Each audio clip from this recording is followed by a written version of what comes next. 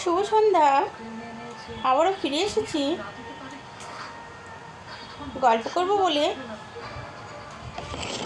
চা খেতে খেতে গল্পটা হচ্ছে,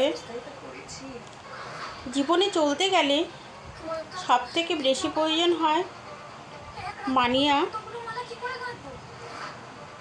মানিয়া না থাকলে জীবনের কোনো দাম থাকে না,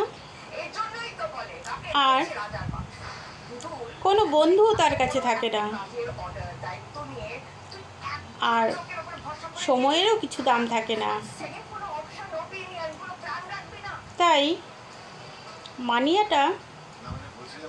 মানিয়াটা সবার আগে দরকার।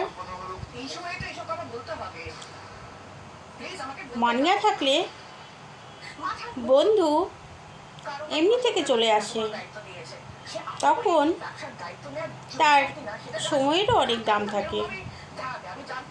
শুভ সন্ধ্যা, শুভরাত্রি।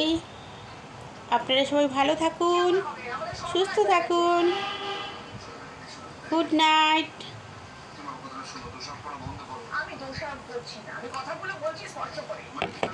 আমি চা নিয়ে বসে পড়েছি, এখন চা খাবো।